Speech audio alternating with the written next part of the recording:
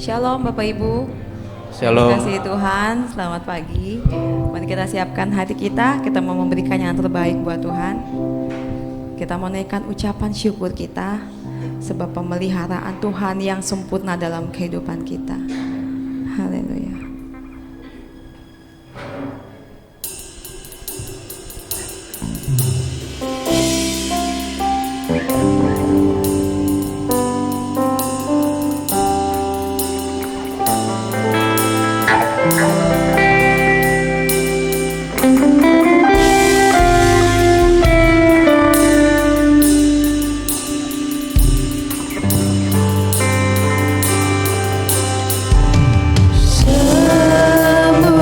Kebaikan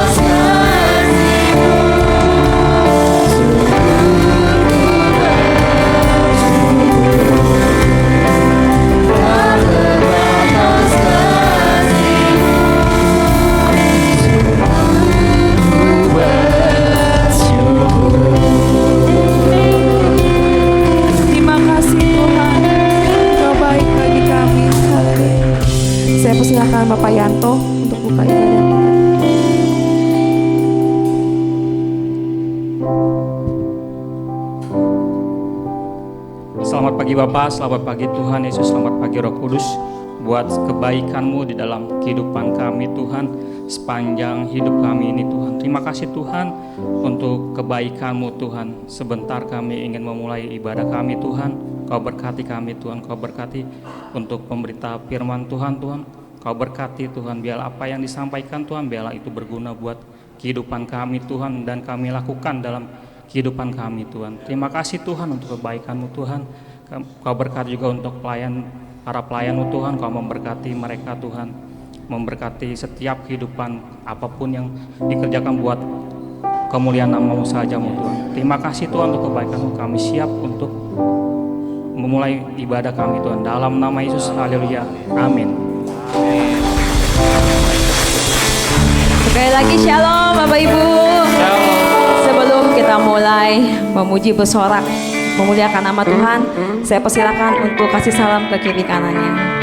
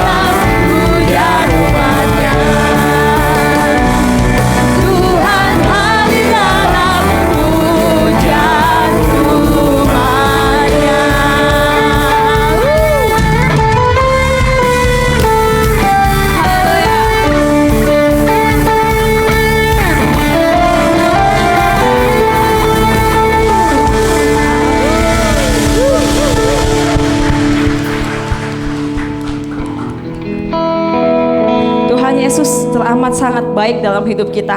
Mari kita mau lebih semangat lagi untuk memuji Tuhan. Haleluya.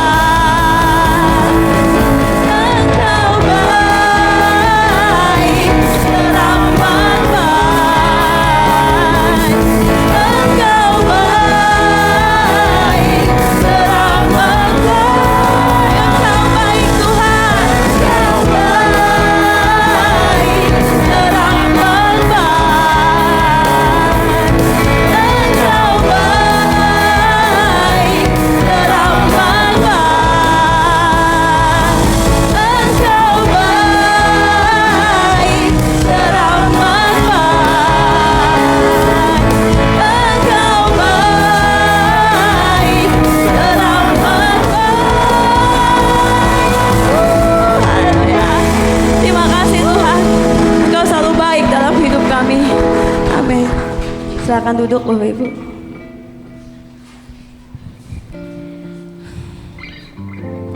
Kita nggak pernah tahu rencana Tuhan dalam hidup kita.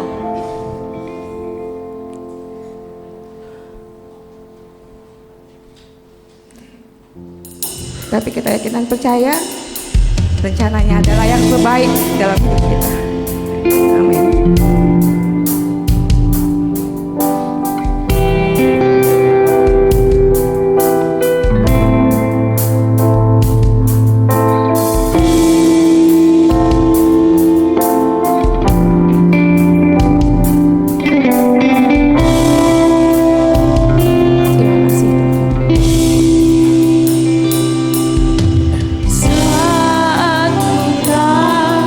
Melihat jalanmu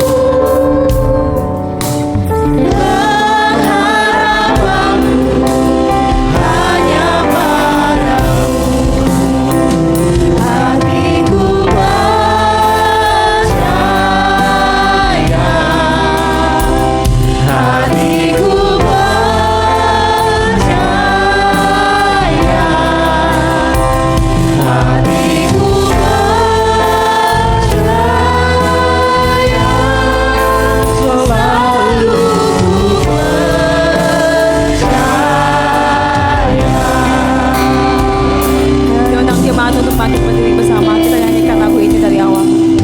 Saat ku tak melihat jalanmu, saat ku tak mengerti rencanamu, namun tetap ku pegang janjimu. Pengharapanku hanya padamu. Hatiku percaya, hatiku percaya, hatiku percaya, selalu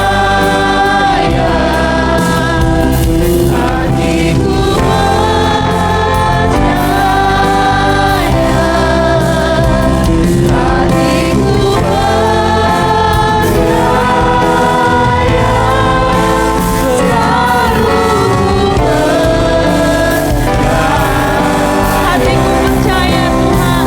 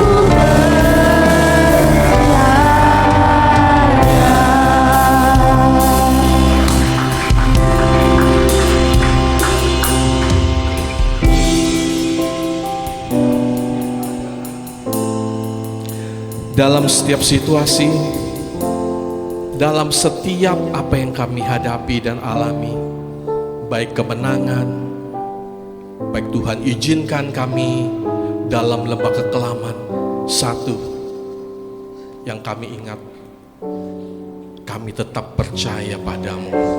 Tuhan pemilik hidup kami, Tuhan pengatur hidup kami, Tuhan yang mempunyai hidup kami. Berkata-katalah Tuhan pada pagi hari ini lewat hamba-Mu. Urapi setiap kami, hamba-Mu yang menyampaikan pesan Tuhan. Tuhan urapi, mampukan hamba-Mu menyampaikan pesan-Mu dengan tepat. Setiap jemaat yang mendengarkan, Tuhan berikan pengurapan, sehingga setiap pesan yang didengar boleh dimengerti, boleh menjadi berkat dalam kami mengiring Tuhan, dalam kami menjalani kehidupan kami bersama Engkau. Terima kasih ya Tuhan, kami siap dengar pesan-Mu pada pagi hari ini, dalam nama Tuhan Yesus. Haleluya, amin. Silakan duduk Bapak Ibu Saudara sekalian. Senang sekali pada minggu hari ini kembali saya dapat menyampaikan firman Tuhan bagi kita semua. Saya menyiapkan firman Tuhan untuk ibadah pada pagi hari ini jauh-jauh hari. 3 minggu yang lalu saya sudah mendapatkan temanya, saya sudah persiapkan apa yang ingin dibagikan, apa yang ingin disampaikan. Namun Bapak Ibu Saudara sekalian, minggu lalu ketika saya kembali merampungkan apa yang ingin saya sampaikan, saya terdorong untuk menyampaikan sesuatu yang berbeda daripada yang sudah saya siapkan. Saya percaya Bapak Ibu Saudara sekalian, pagi hari ini ada berkat Tuhan, ada yang Tuhan ingin sampaikan bagi kita semua. Amin Bapak Ibu. Saya percaya saya dan Bapak Ibu Saudara sekalian kita pernah melihat dan mungkin seringkali melihat ada orang Kristen yang kalau ketemu mobil, misalnya mobil yang diidam-idamkan, misalnya ngelihat mobil, contohnya Pajero, Fortuner, parkir, kita sering ngelihat orang Kristen ada yang datang langsung tumpangin tangan. Betul ya Bapak Ibu ya? Bahkan yang lebih ekstrim lagi, keluarin dari kantong minyak gitu. Pernah lihat ya, minyak terus dioles-olesin terus ditumpangin tangan. Itu mobil. Ada juga, saya pernah temukan juga, ada orang yang setiap pagi itu lari pagi keliling bukannya olahraga. Kenapa? Bapak Ibu sekalian tahu? Dia mengelilingi rumah idamannya. Di kompleknya ada rumah satu rumah yang bagus, yang mewah, yang menurut dia, oh ini rumah idaman saya, ini rumah idaman gua. Setiap pagi dia datengin, dia kelilingin satu putaran sambil berdoa qomat kamit sampai 7 kali. Mungkin dia meniru yang dilakukan Yosua terhadap tembok Yeriko. Ada juga saya pernah temukan juga orang Kristen, mereka punya buku album foto dimasukkan segala hal yang dia mau, dia pengen. Bapak Ibu pernah lihat, pernah dengar gak? Misalnya dia mau jalan-jalan ke Eropa, dia masukkan di dalam foto Menara Eiffel dan sebagainya. Setiap malam dia doakan. Pertanyaannya, apakah itu salah?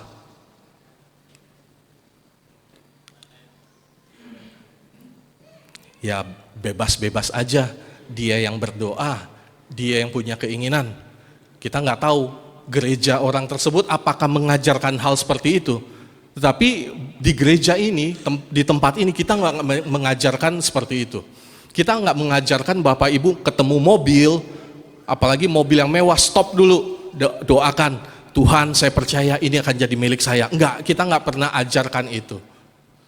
Bapak Ibu saudara sekalian, pagi hari ini saya mau menyampaikan bahwa hidup kita tuh penuh dengan harapan dan doa. Dari hal-hal tadi yang di atas yang mungkin terdengar lucu, sampai harapan dan doa yang benar-benar serius. Kita berdoa untuk kesembuhan anak kita. Kita berdoa untuk kesuksesan usaha kita. Kita berdoa untuk orang tua kita yang sedang sakit. Istri kita yang sakit, anak kita yang sakit. Hal-hal yang lebih serius daripada yang tadi saya sampaikan. Tapi Bapak Ibu saudara sekalian, pada kenyataannya, gak semua harapan dan doa kita terkabulkan. Betul ya Bapak Ibu ya? Gak semua doa dan harapan kita, baik yang lucu-lucu tadi, ataupun sampai doa, harapan yang serius mengenai kehidupan anak kita ke depan, mengenai mata pencarian kita ke depan, mengenai kesehatan orang-orang kita sayangi. Saya percaya kita banyak di antara kita yang mengalami hal seperti itu. Kita sudah berdoa, kita berpuasa, tapi kenyataannya gak selalu yang kita doakan, gak selalu yang kita harapkan terkabulkan. Saya mau mengajak kita melihat Yesaya 55 ayat 8 sampai 9. Sebab rancanganku bukanlah rancanganmu, dan jalanmu bukanlah jalanku. Demikian firman Tuhan. Seperti tingginya langit dari bumi, demikianlah tingginya jalanku dari jalanmu, dan rancanganku dari rancanganmu.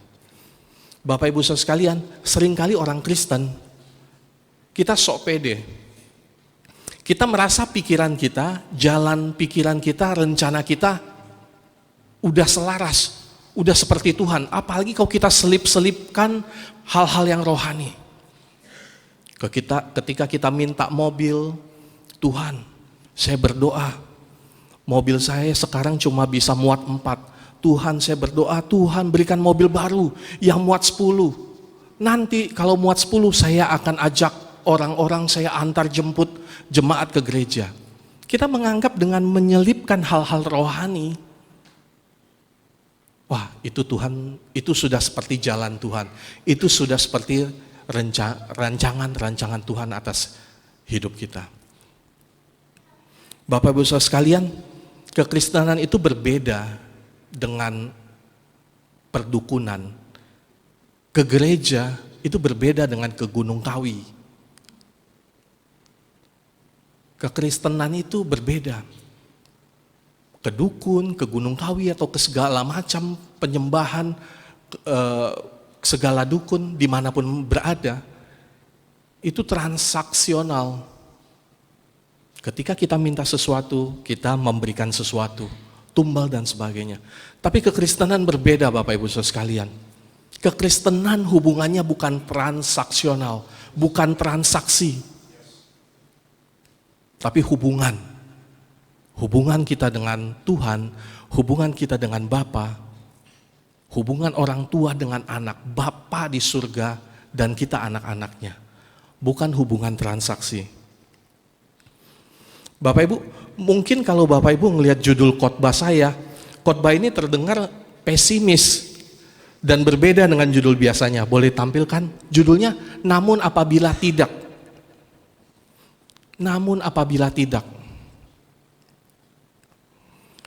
Yang kita sering dengar judulnya, bagaimana doa menyentuh surga. 3 langkah doa dijawab oleh Tuhan. 7 langkah doa yang menggelegar surga, yang menggerakkan surga. Tapi Bapak Ibu Saudara sekalian, pada pagi hari ini saya mau mengajak kita melihat apa yang mungkin selama ini terlewat oleh kita. Kita baca Daniel 3 ayat 17 sampai 18. Daniel 3 ayat 17 sampai 18. Ini cerita waktu Sadrak, Mesak, dan Abednego, mereka ada di pembuangan Babel. Waktu itu suku Yehuda atau bangsa Israel, mereka dibuang ke Babel. Mereka dibuang ke Babel. Mereka ada dalam penjajahan, mereka sedang diperbudak oleh Nebukadnezar. Kemudian Sadrak, Mesak, Abednego diangkat menjadi pemuka, menjadi pejabat dalam kerajaan Babel pada saat itu. Kemudian Nebukadnezar saat itu membuat patung emas. Patung emas. Kemudian semua orang yang dibawa kekuasaan Babel, ketika mendengar trompet dibunyikan, kecapi dinyanyikan, mereka harus sujud menyembah kepada patung itu. Kalau nggak menyembah patung tersebut, mereka akan dilempar ke dalam perapian yang menyala dan dipastikan mati. Kita mau baca apa yang dilakukan oleh Sadrak, Mesak, dan Abednego ketika mereka dipaksa, mereka diharuskan untuk menyembah patung tersebut. Daniel 3 ayat 17 sampai 18. Jika Allah kami yang kami puja sanggup melepaskan kami, maka ia akan melepaskan kami dari perapian yang menyala-nyala itu dan dari dalam tanganmu yang raja. Tetapi seandainya tidak, terjemahan lain menyebutkan, namun apabila tidak, hendaklah tuanku mengetahui, ya raja, bahwa kami tidak akan memuja dewa tuanku dan tidak akan menyembah patung emas yang Tuhan dirikan. Sadrak, Mesak, dan Abednego bukan kekurangan iman Bapak Ibu Saudara sekalian. Sampai dia percaya Tuhan dapat menyelamatkan, Tuhan dapat melepaskan dia dari perapian menyala. Tetapi apabila Tuhan nggak melepaskan, dia tetap nggak akan menyembah patung. Dia akan tetap berdiri pada imannya. Sadrak dan Mesak, Abednego bukan kurang beriman. Sampai dia mengeluarkan perkataan, namun apabila Tuhan tidak menolong saya. Dia bukan kurang beriman Bapak Ibu Saudara sekalian. Malah saya melihat, bukan hanya ada iman, tetapi dari perkataan Sadrak, Mesak, dan Abednego ada pengharapan yang kokoh juga. Bukan hanya ada iman, namun ada pengharapan. Kenapa ada pengharapan? Karena apabila dia sampai mati, dibuang ke perapian, dia percaya ada jaminan kehidupan kekal buat mereka. Dia mempunyai keyakinan, pengharapan bahwa kehidupan bukan hanya untuk saat ini, namun ada kehidupan kekal sesudah kehidupan di muka bumi ini.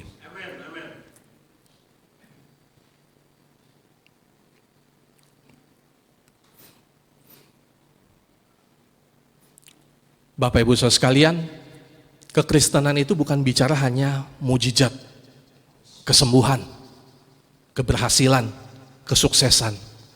Tapi Bapak Ibu Saudara sekalian, kekristenan, orang Kristen dapat dan kadang juga diizinkan Tuhan mengalami apa yang dinamakan lembah kekelaman, kesakitan, kehilangan, pergumulan, ditinggalkan oleh orang-orang yang kita kasihi. Tuhan izinkan hal itu terjadi. Bapak Ibu Saudara sekalian, jangan mudah juga kita mencap atau menganggap orang Kristen yang usahanya tengah mundur, yang kena sakit penyakit, wah itu pasti karena kutuk, itu pasti karena berdosa, itu pasti karena sedang berurusan dengan Tuhan, sedang dibenci oleh Tuhan, sedang dihukum oleh Tuhan. Enggak selalu seperti itu Bapak Ibu Saudara sekalian. Kita lihat Ayub, kita lihat Paulus, kita lihat banyak tokoh-tokoh Alkitab, Stefanus, Daud, ketika ia minta pertolongan, kadang Tuhan menjawab tidak. Pada akhirnya kita semua perlu tahu, Bapak Ibu Saudara sekalian, bagaimana respon kita bila yang kita harapkan, bila yang kita inginkan tidak terjadi. Pagi hari ini saya mau mengajak kita melihat bagaimana respon kita bila apa yang kita harapkan, doa-doa kita, ketika kita berdoa untuk kesembuhan anak kita berdoa untuk kesembuhan orang tua kita, tetapi Tuhan berkata lain. Tuhan izinkan anak kita dipanggil pulang. Tuhan izinkan orang tua kita dipanggil pulang. Ketika kita berdoa untuk usaha kita, Tuhan izinkan usaha kita selesai.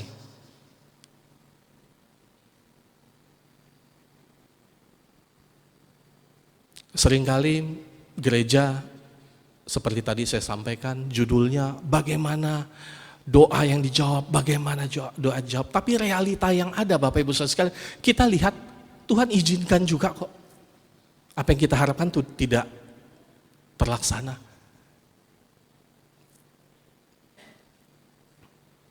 Kita mau belajar supaya kita bisa menyiapkan diri ketika masalah datang, ketika harapan kita tidak tercapai, kita nggak tumbang, kita tidak meninggalkan Tuhan. Yang pertama Bapak Ibu, bagaimana respon kita bila yang kita harapkan tidak diizinkan tidak terjadi oleh Tuhan. Yang pertama, jangan kehilangan pengharapan. Pengharapan adalah keyakinan yang mendalam akan janji-janji Allah yang akan datang. Pengharapan adalah janji, keyakinan yang mendalam akan janji-janji Allah yang akan datang. Kita buka Ibrani 6 ayat 19. Ibrani 6 ayat 19-20. Pengharapan itu adalah sau yang kuat dan aman bagi jiwa kita yang telah dilabuhkan sampai ke belakang tabir, di mana Yesus telah masuk sebagai perintis bagi kita ketika ia menurut peraturan Melkisedek menjadi imam besar sampai selama-lamanya. Sau itu jangkar Bapak Ibu Saudara sekalian. Pengharapan itu jangkar. Kapal yang jangkarnya dibuang, ada jangkar, ketika ada masalah datang, terombang, kapal ini nggak akan hanyut. Nggak akan hanyut, paling cuma geser berapa meter, geser berapa meter, geser berapa meter. Tapi kapal ini nggak akan sampai hanyut. Ketika ada gelombang, kapal ini juga nggak akan dibawa kemana-mana. Nggak akan dibawa kemana-mana. Pengharapan itu seperti jangkar Bapak Ibu Saudara sekalian. Pengharapan kita sebagai orang Kristen apa sih? Apa yang kita harapkan sebagai pengharapan orang Kristen itu apa? Saya mau mengajak kita melihat pengharapan utama. Pengharapan utama kita sebagai orang Kristen dalam Yohanes 14 ayat 1 sampai 3. Yohanes 14 ayat 1 sampai 3. Janganlah gelisah hatimu, percayalah kepada Allah, percayalah juga kepadaku. Ini kata Yesus. Di rumah Bapakku banyak tempat tinggal. Jika tidak demikian, tentu aku mengatakannya kepadamu. Sebab aku pergi ke situ untuk menyediakan tempat bagimu. Ayat ketiga.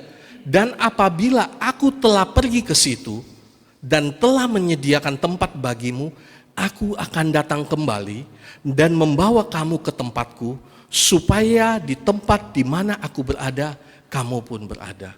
Pengharapan kita sebagai orang percaya yang utama adalah Tuhan Yesus akan kembali. Yang kedua, ada kehidupan sesudah kehidupan pada saat ini. Dan kehidupan kita sesudah ini adalah bersama dengan Tuhan. Aku berada, kamu pun berada. Di mana aku berada, di situ kamu berada. Pengharapan kita sebagai orang percaya adanya kehidupan kekal. Pengharapan kita sebagai orang percaya bahwa Yesus akan kembali menjemput kita. Kita lihat dalam 1 Tesalonika 4 ayat 13-14.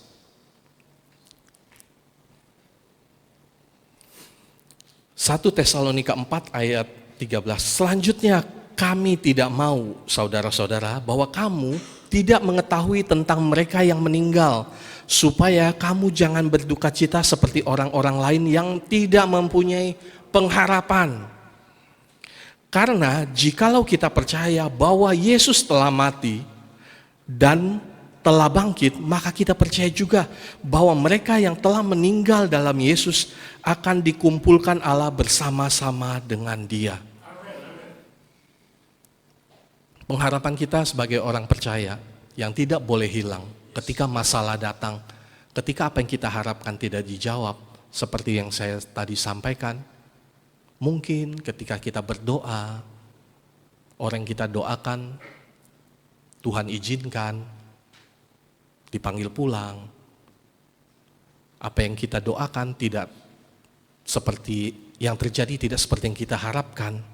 Percayalah, jangan kehilang pengharapan.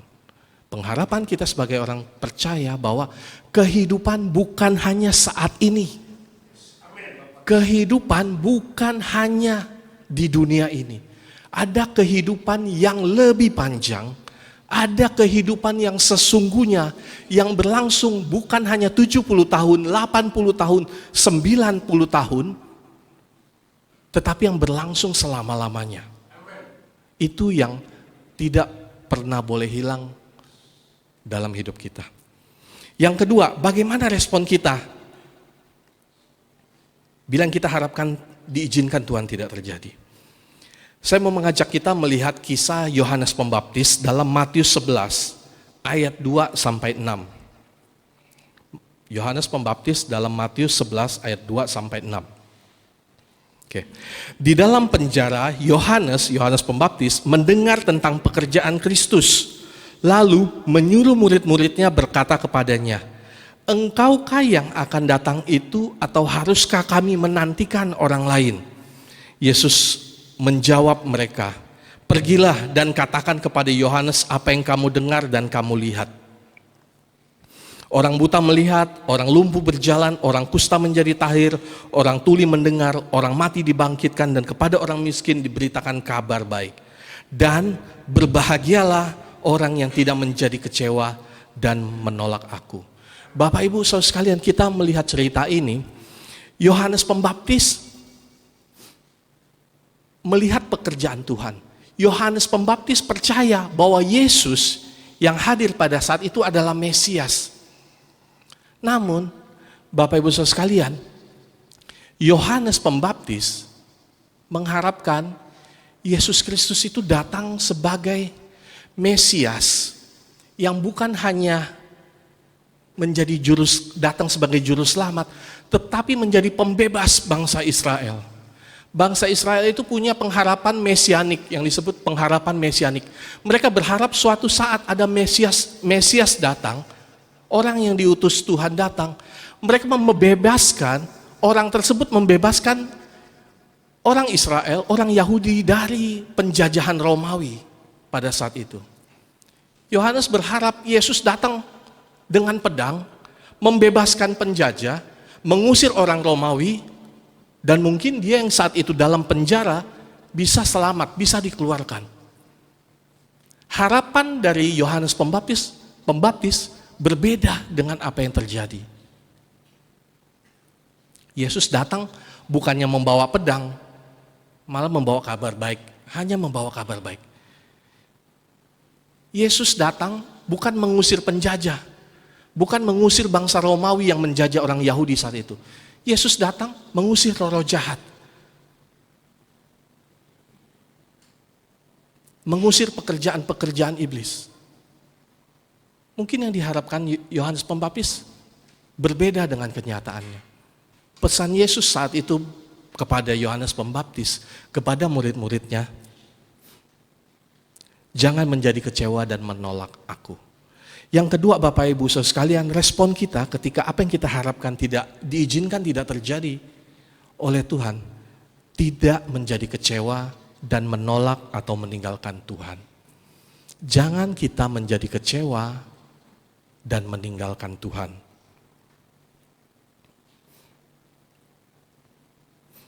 Mungkin ketika apa yang kita harapkan tidak diizinkan, tidak terjadi, kita nggak keluar dari gereja, kita tidak meninggalkan Tuhan. Hanya mungkin ketika pujian penyembahan kita hambar. Ketika kita memuji Tuhan, baca Alkitab, mendengarkan khotbah, datang pelayanan, kita hambar. Ada dalam diri kita, ada dalam hati kita kecewa, bertanya-tanya, kenapa Tuhan? Kenapa Tuhan? Kenapa Tuhan izinkan? Kenapa Tuhan biarkan? Kenapa Tuhan gak tolong? Bapak Ibu Saudara sekalian, saya mau cerita mengenai anak kami namanya Josia. Saya mungkin pernah cerita, saya berharap suatu kali nanti istri saya bisa menyaksikan hal ini dari sudut yang berbeda. Saya percaya banyak berkat dari kejadian yang kami alami ini. Anak kami Josia, ini anak yang kami nantikan jauh-jauh hari. Sebelum anak ini lahir, istri saya mengalami keguguran beberapa kali. Setelah penantian yang panjang, istri saya hamil. Kami periksa ke dokter. Apa yang dokter suruh? Setiap hari harus disuntik. Saya menyuntik perut istri saya hampir setiap hari. Udah kayak dokter, saya udah belajar bagaimana menyuntik supaya nggak setiap hari harus ke rumah sakit. Kami lakukan selama masa kandungan, masa sedang mengandung. Sesudah perjalanan yang panjang dan berat tersebut, Bapak Ibu Saudara sekalian, akhirnya apa yang terjadi? Anak saya harus dilahirkan sebelum bulannya, prematur. Kami kerjakan, kami lakukan, kami jalankan yang terbaik. Ketika anak itu lahir, saya berdoa dengan istri setiap hari. Tuhan berikan kesehatan, Tuhan tolong, Tuhan jaga anak ini, Tuhan pelihara anak ini. Ketika lahir,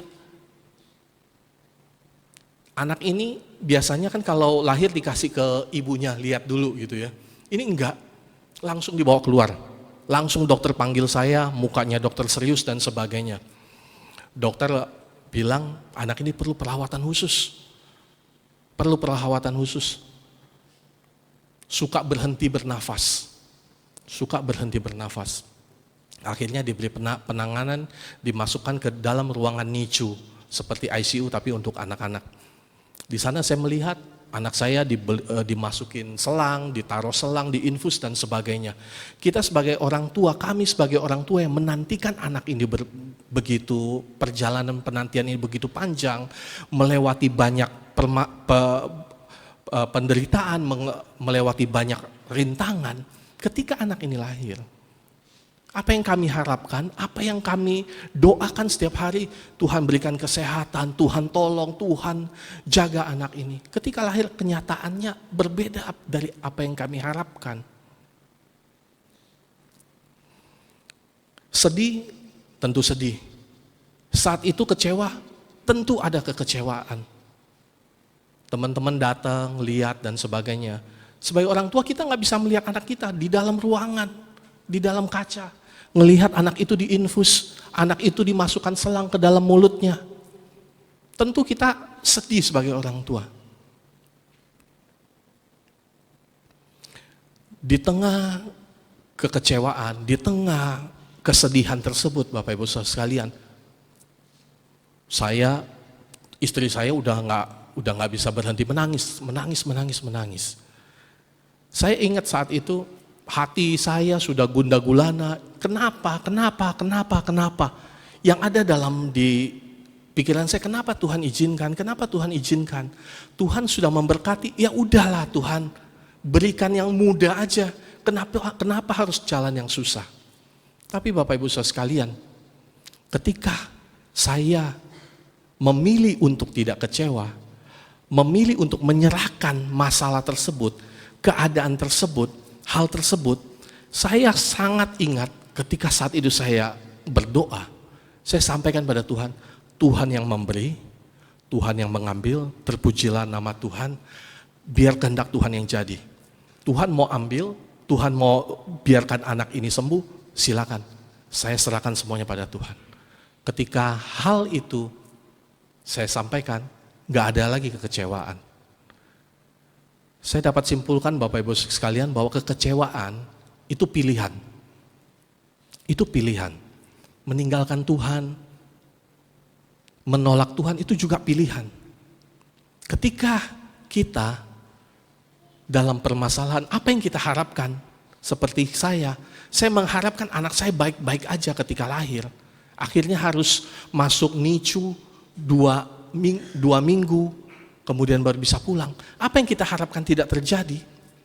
Kita dapat memilih mau menjadi kecewa dan meninggalkan Tuhan, atau kita memilih menyerahkan pada Tuhan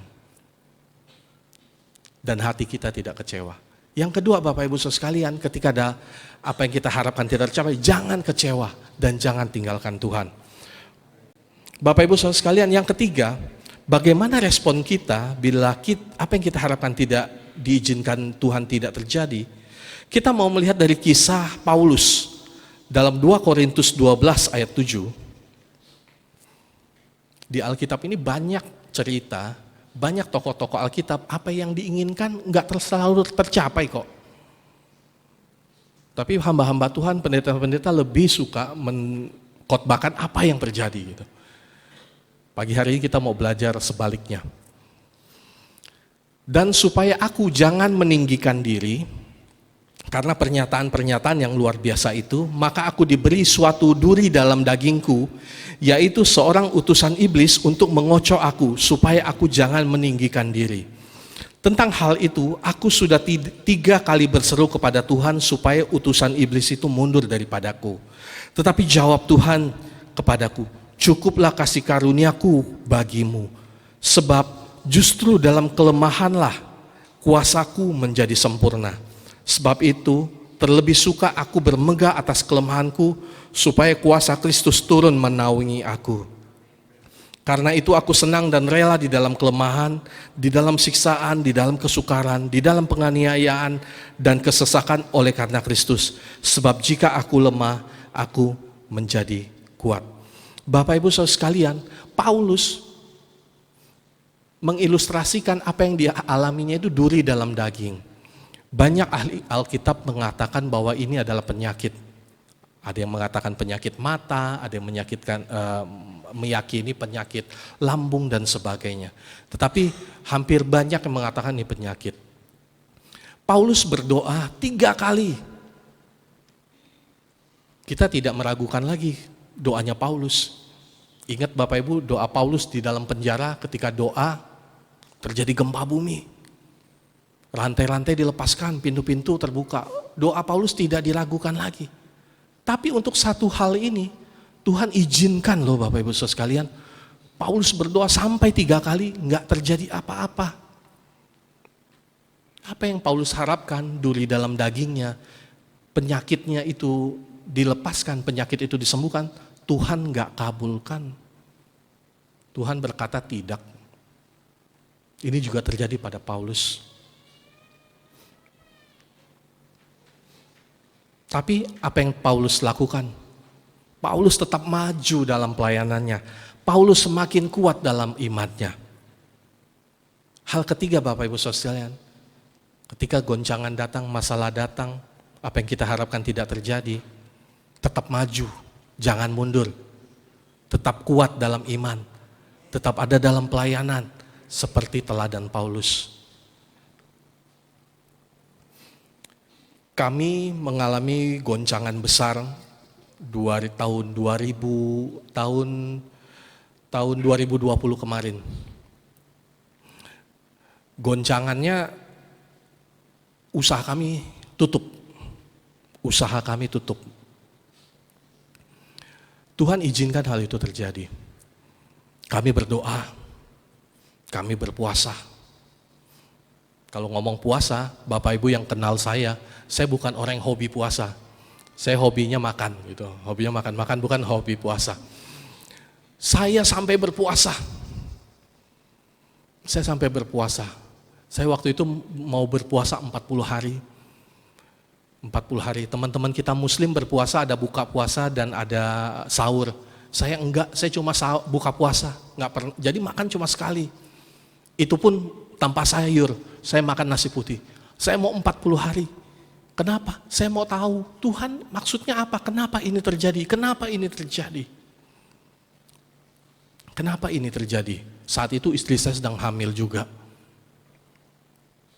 Tapi Bapak Ibu Saudara sekalian, kami melakukan banyak hal. Tenaga, dana, pikiran, kekuatan, semua kami kerjakan. Apa yang bisa dikerjakan, kami kerjakan.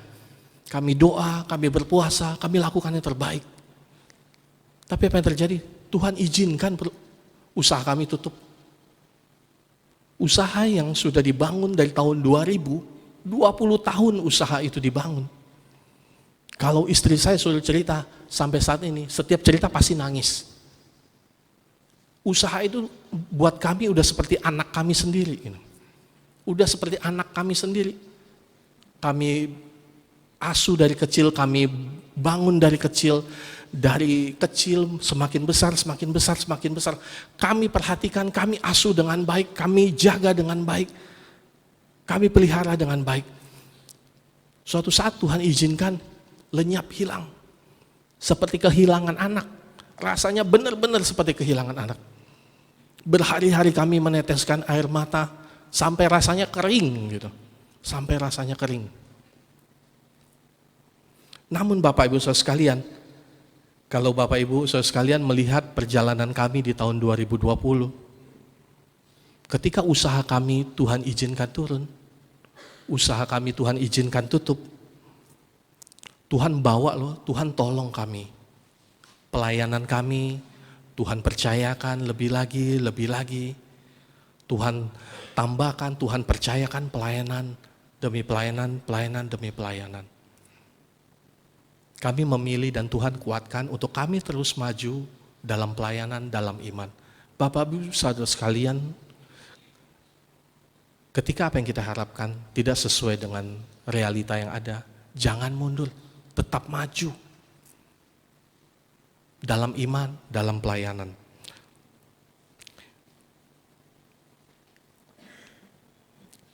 Jangan juga bukan hanya meninggalkan Tuhan, seringkali ketika kita dalam permasalahan, kita dalam kekecewaan, yang kita lakukan meninggalkan komunitas, meninggalkan komsel, meninggalkan gereja, meninggalkan pelayanan. Padahal Bapak Ibu Saudara sekalian, saudara-saudara di sekitar kita, itulah yang menguatkan kita. Seringkali ketika kita kehilangan apa yang kita harapkan, kita malah meninggalkan Tuhan. Padahal Tuhan itulah sumber kekuatan kita. Kalau kita meninggalkan sumber kekuatan, ya kita nggak bisa buat apa-apa. Yang tadi saya sampaikan 3 hal yang harus kita lakukan ketika kita menghadapi sesuatu yang kita tidak harapkan. Tapi Bapak Ibu Saudara sekalian, saya mau mengajak kita membaca dalam Yesaya 41 ayat 10. Kita lihat, ada satu hal pasti yang Tuhan janjikan bagi kita. Yesaya 41 ayat 10. Janganlah takut, sebab aku menyertai engkau. Janganlah bimbang, sebab aku ini Allahmu. Aku akan meneguhkan, bahkan akan menolong kamu.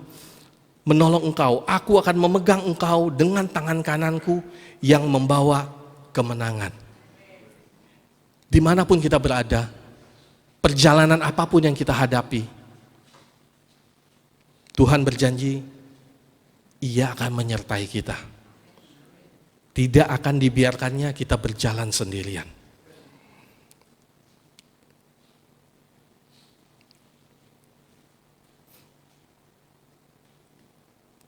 Pengkhotbah 3 ayat 11, tolong dibukakan.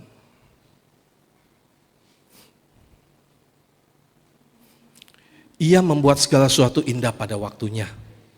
Bahkan ia memberi kekekalan dalam hati mereka. Tetapi manusia tidak dapat menyelami pekerjaan dilakukan Allah dari awal sampai akhir. Buat Bapak Ibu kita yang bertanya-tanya, kenapa Tuhan izinkan, kenapa ini terjadi, kenapa Tuhan biarkan, kenapa Tuhan gak menolong. Bapak Ibu, kita terbatas. Kita terbatas, kita gak mampu menyelami pekerjaan Tuhan dari awal sampai akhir. Percayalah, otak manusia itu segede kepalan tangan. Kita banyak yang kita nggak mampu, kita nggak mengerti kenapa terjadi. Tapi firman Tuhan katakan, Ia membuat segala sesuatu indah pada waktunya. Itu yang kita percayai. Mazmur 100 ayat 5.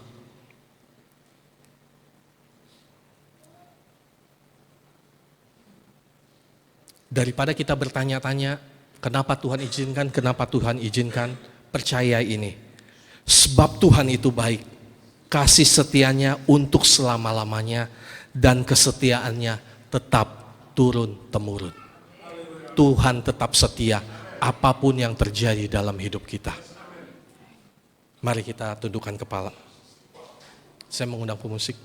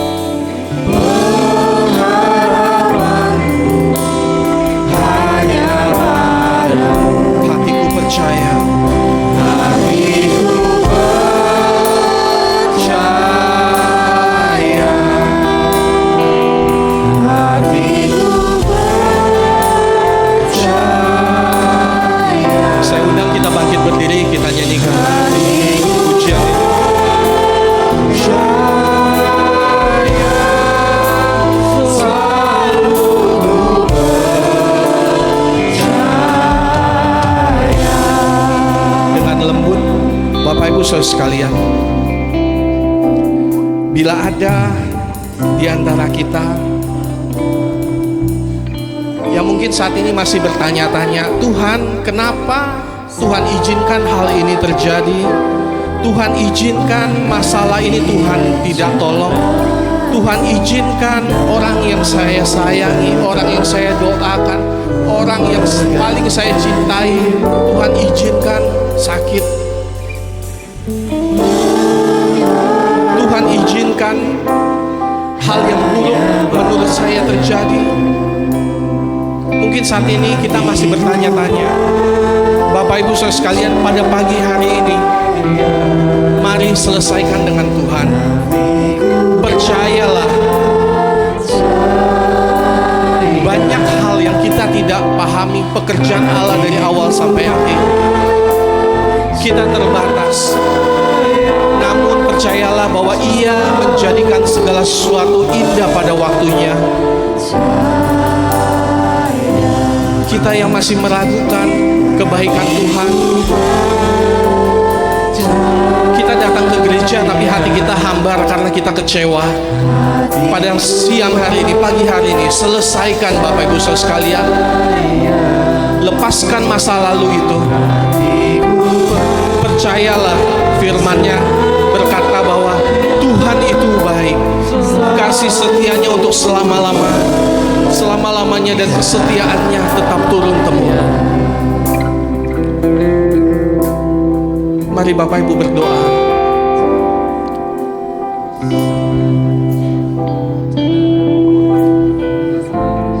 Kau selesaikan urusanmu dengan Tuhan. Engkau yang menyimpan kekecewaan, pertanyaan, keraguan, ini waktunya, hari ini waktunya engkau selesaikan. Yakinilah.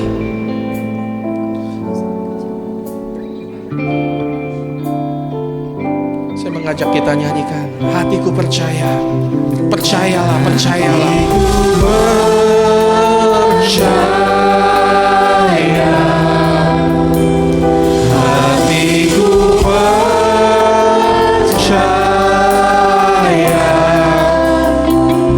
Hatiku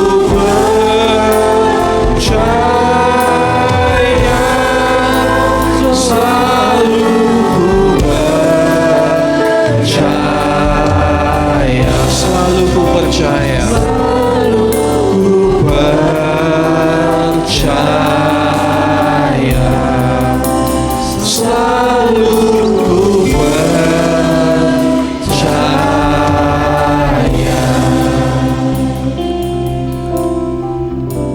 Terima kasih untuk firman-Mu pada pagi hari bagi kami semua ya Tuhan. Iman kami percaya bahwa Tuhan mampu melakukan segala perkara.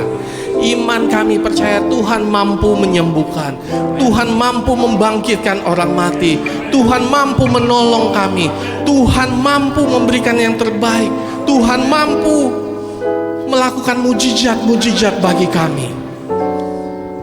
Namun Tuhan, kami juga percaya, kami punya pengharapan bahwa ada kehidupan kekal sesudah kehidupan ini. Ada kehidupan yang lebih baik, yang lebih panjang daripada 50, 60, 70, 80 tahun, 90 tahun di dunia ini. Banyak yang kami tidak mengerti, banyak yang kami tidak pahami apa yang Tuhan kerjakan dalam hidup kami. Tapi siang hari ini kami mau percaya. Kami mau percaya, kami mau akui. Ketika Tuhan izinkan kami mengalami lembah kekelaman, saya percaya Tuhan tidak akan pernah meninggalkan kami. Tuhan itu baik, kasih setianya untuk selama-lamanya, dan kesetiaannya tetap turun-temurun. Terima kasih. Dalam nama Tuhan Yesus, kami serahkan hidup kami. Jemaat-Mu yang kecewa, jemaat-Mu yang terluka, Tuhan balut. Tuhan balut, Tuhan hibur. Jemaat-Mu yang merasakan kehilangan, mempertanyakan kenapa Tuhan ini terjadi, kenapa itu terjadi, kenapa Tuhan izinkan, kenapa Tuhan tidak menolong. Tuhan yang berperkara, Tuhan yang membalut hati mereka, Tuhan yang membalut hati mereka, sehingga sukacita mereka boleh nyata, sukacita mereka boleh meluap-luap, hati mereka penuh ucapan syukur, dan mengatakan bahwa Tuhan itu baik, bahwasanya untuk selama-lamanya kasih setianya. Demi nama Tuhan Yesus kami berdoa dan mengucap syukur. Haleluya. Amin. Amin. Amin. Tuhan memberkati kita semua.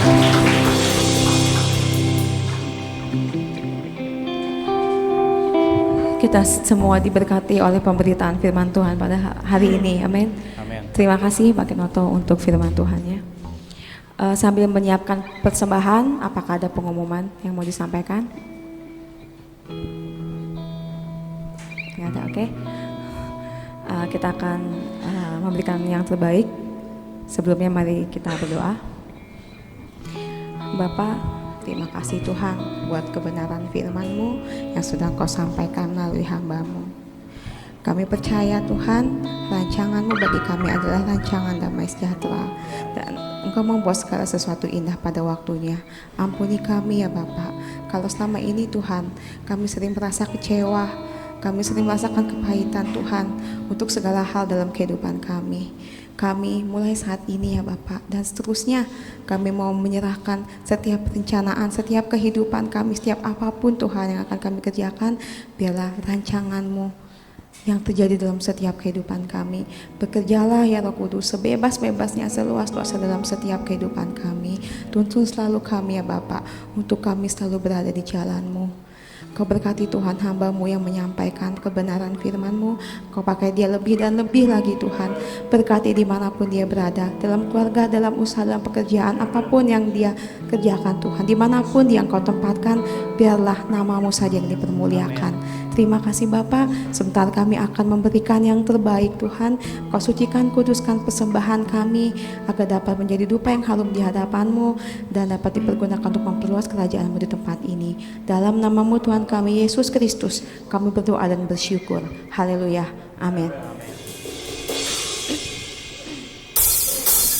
Selamat memberi Tuhan Yesus memberkati.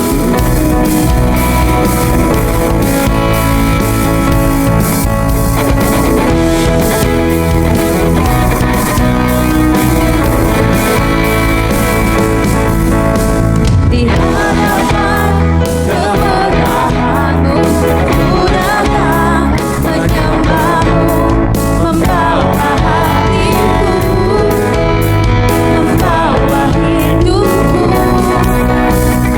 teringat kasih setia-Mu di dalam langkah-langkahku.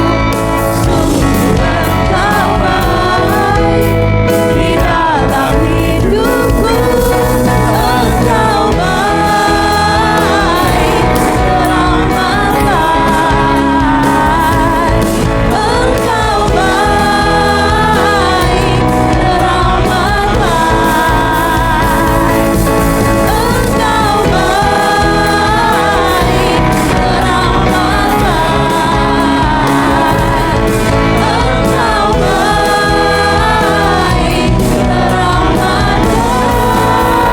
baik. Terima kasih untuk persembahan yang diberikan. Baik Bapak Ibu, ibadah sudah selesai. Ada pengumuman? Oh, ada. Bapak Ibu, saya mengundang yang baru pertama kali hadir dalam ibadah pada pagi hari, dapat berdiri bersama, dapat bangkit berdiri. Ada Saudara Riki, ya. Bapak Ibu,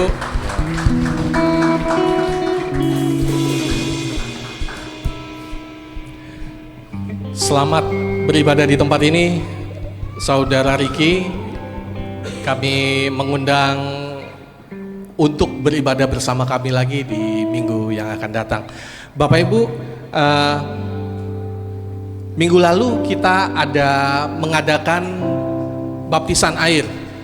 Baptisan air, kita akan melihat orang-orang yang minggu lalu dibaptis. Mereka juga mau mempersembahkan suatu lagu pada siang hari ini. Saya undang bisa langsung maju ke depan yang minggu lalu dibaptis.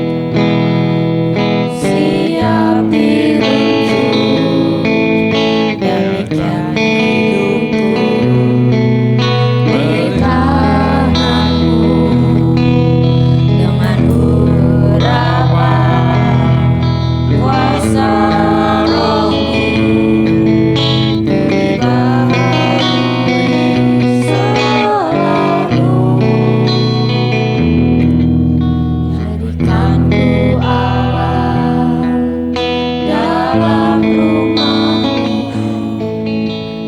yang jadi hidupku di tangan-Mu. Dengan seluruh kehendak-Mu, pakailah sesuai rencana-Mu.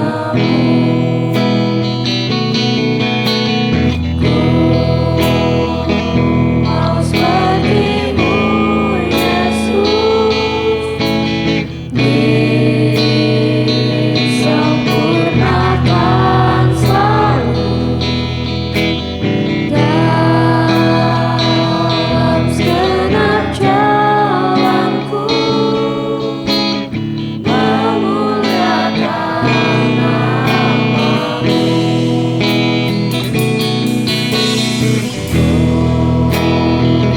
Mau seperti-Mu, Yesus, disempurnakan selalu dalam segenap jalanku,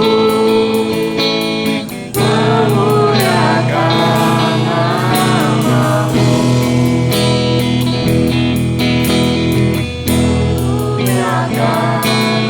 nama-Mu. Memuliakan nama-Mu. Jangan turun dulu, saya undang Pak Joko dapat memberikan akte baptisan buat saudara kita jemaat yang dibaptis minggu lalu.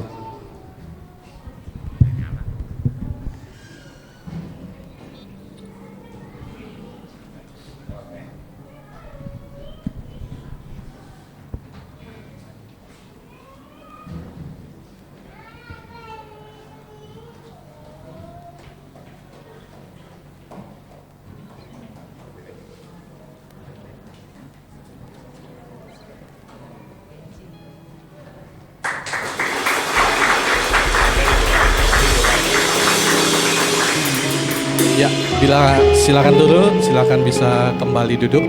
Bapak Ibu saudara sekalian, Bapak Ibu yang dalam grup Oikos kan kita bahas buku, ada yang buku pertama, buku kedua. Pada pagi hari ini kita akan memberikan sertifikat buat jemaat saudara kita yang sudah menyelesaikan ini buku kedua. Buku kedua dari ada Jody Jakaria, bisa maju ke depan. Ratiana, Antonius, dan Patricia ada. Ya, yang ada bisa maju ke depan.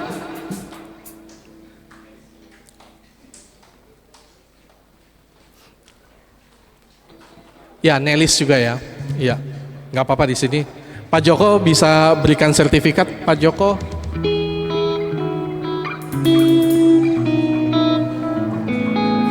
Bapak Ibu giat-giat menyelesaikan modul yang kita bahas dalam Oikos. Setiap kita menyelesaikan satu buku nanti akan diberikan sertifikat dari gereja.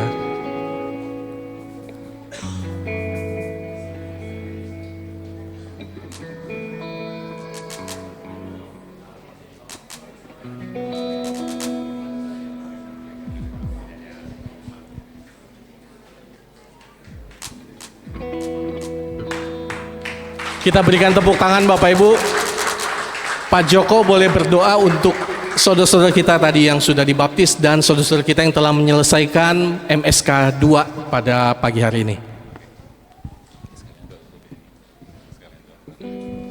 Oke, mari kita berdoa untuk saudara kita yang tadi sudah dibaptis dan juga saudara kita yang saat ini sudah menyelesaikan pelajaran.